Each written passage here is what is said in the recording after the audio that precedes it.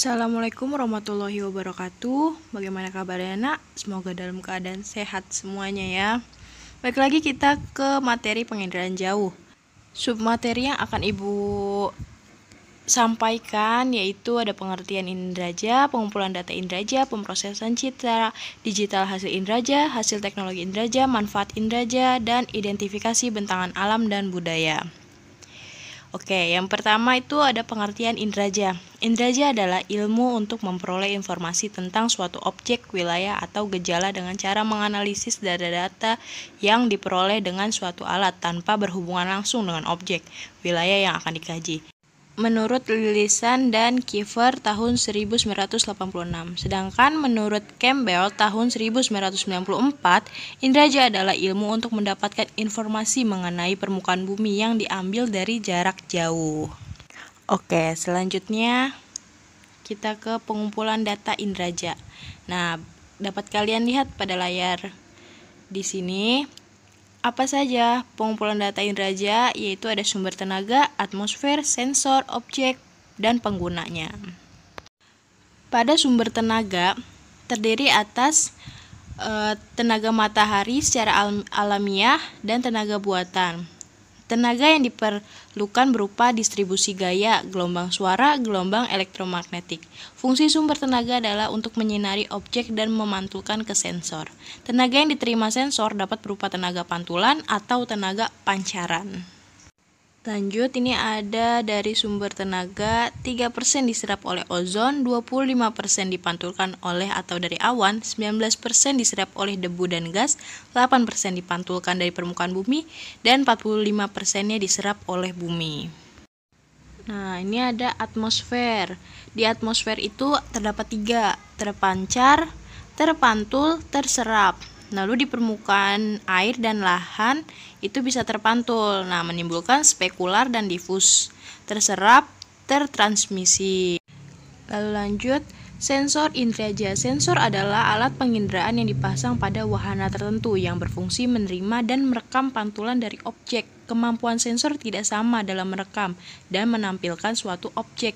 Sensor yang mampu untuk menampilkan objek terkecil dinamakan resolusi, yaitu suatu istilah umum yang digunakan untuk menyajikan jumlah piksel atau picture element pada daerah di muka bumi yang mewakili oleh piksel tersebut. Oke, selanjutnya ini sensor inderaja itu pemrosesannya terjadi 2, sensor fotografik dan sensor elektronik. Alat atau penggunanya itu bisa sensor aktif dan juga sensor pasif.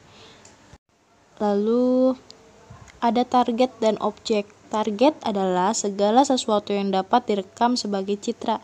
Target didefinisikan sebagai sesuatu dengan sifat geometrinya, atau tipenya dan ukurannya dan sebagainya, dan juga sebagai penyajian dari sifat radiometrik benda.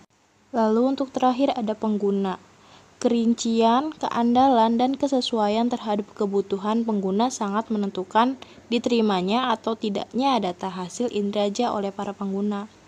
Biasanya para pengguna dapat berupa perorangan maupun suatu lembaga seperti Bako Surtanal, BMG, BPN, dan BPPT. Selanjutnya ada C, pemrosesan citra hasil inderaja. Secara umum, analisis citra dilakukan dalam 3 tahapan, yaitu rektifikasi, penajaman, dan klasifikasi. Rektifikasi merupakan kegiatan pembentulan atau koreksi terhadap data hasil inderaja dengan tujuan untuk mengurangi kesalahan. Maka akan diperoleh citra yang berkualitas sesuai dengan aslinya. Oke, selanjutnya ada penajaman. Merupakan kegiatan yang bertujuan untuk meningkatkan kualitas citra. Dengan penajaman, maka citra akan lebih mudah diinterpretasi. Penajaman dilakukan dengan menggunakan filter dan perentangan. Selanjutnya, yang ketiga ada klasifikasi. Merupakan kegiatan untuk melakukan identifikasi, evaluasi, dan klasifikasi citra. Dengan melakukan langkah-langkah tersebut diharapkan mendapatkan citra sesuai dengan kebutuhannya. Ada D, hasil inderaja. Hasil akhir inderaja disebut citra atau gambar visual hasil pemrosesan secara fotografis ataupun secara digital. Hasil inderaja berupa ada digital dan juga visual. Digital Data atau rekaman berupa angka menunjukkan nilai-nilai pantulan dari benda-benda. Lalu data disimpan dalam pita magnetik dan ditafsirkan dengan menggunakan alat elektronik atau semacam komputer. Data digital diolah dapat berupa citra. Nah, selanjutnya ada visual. Data atau rekaman berupa gambar yang biasanya disebut citra. Citra dapat berupa citra foto dan juga citra foto. Nah, ini merupakan citra foto. Foto yang dihasilkan oleh sensor kamera dan menggunakan wahana pesawat terbang atau satelit. Citra foto dapat dibedakan atas spektrumnya, sumbu kamera, jenis wahana, dan warnanya. Ini adalah contoh dari citra foto panchromatic. Lalu ini ada contohnya lagi, ada true color, false color, hitam putih. Bisa dilihat dari gambar tersebut perbedaannya dari hitam putih, warna asli, dan juga warna semu. Nah, selanjutnya ada citra non-foto. Bisa dilihat pada gambarnya, gambar yang dihasilkan bukan kamera yang diproses dengan sistem elektronik. Jadi citra non-foto dapat dibedakan berdasarkan spektrum, sensor, dan wahananya.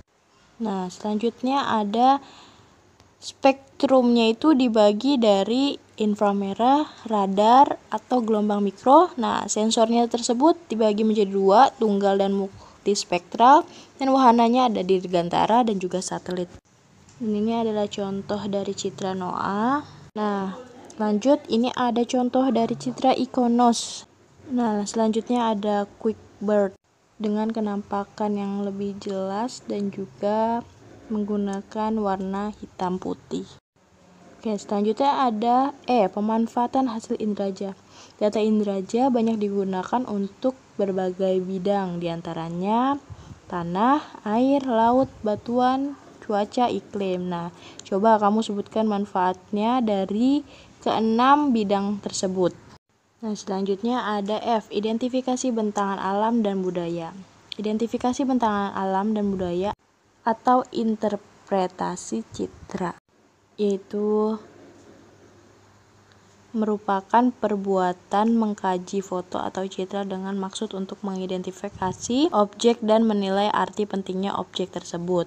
Pengkajian foto atau citra berupaya mengenali objek dan berusaha menerjemahkannya ke dalam disiplin ilmu tertentu seperti geografi, geologi, klimatologi, ekologi, dan disiplin ilmu lainnya. Identifikasi kenampakan objek pada citra dapat dikenali melalui 3 ciri utama, yaitu ciri spektral, ciri spasial, dan ciri temporal. Nah, identifikasi atau interpretasi dapat dilakukan dengan cara manual dan juga digital. Nah, selanjutnya tahap interpretasi itu ada deteksi, identifikasi, dan analisis. Deteksi yaitu pengamatan, pengenalan, dan penentuan atas ada atau tidak adanya suatu objek pada foto atau citra. Lalu identifikasi, upaya mencari dan mencirikan objek yang telah dideteksi dengan menggunakan keterangan yang cukup dan didukung dengan beberapa informasi sesuai dengan unsur-unsur interpretasinya. Yang ketiga, analisis, upaya mengumpulkan informasi lebih lanjut dan menerjemahkan tentang apa yang terdapat dalam foto atau citra, sehingga dapat ditarik suatu kesimpulannya. Oke, selanjutnya ada unsur interpretasi, yaitu ada rona atau warna, ukuran, bentuk, dan juga tekstur. Oke, selanjutnya bayangan, pola, dan juga lokasi geografis dan asosiasi termasuk dari unsur interpretasinya. Nah, sampai sini ada yang ingin tanyakan? Jika memang ada yang ingin tanyakan, bisa masuk ke forum Google Classroom. Dan lanjut untuk pertemuan selanjutnya, kita akan membahas tentang Sistem Informasi Geografi atau SIG. Dan sekian pembelajaran hari ini, kurang lebihnya Ibu mohon maaf. Wabillahi taufiq wal hidayah. Wassalamualaikum warahmatullahi wabarakatuh.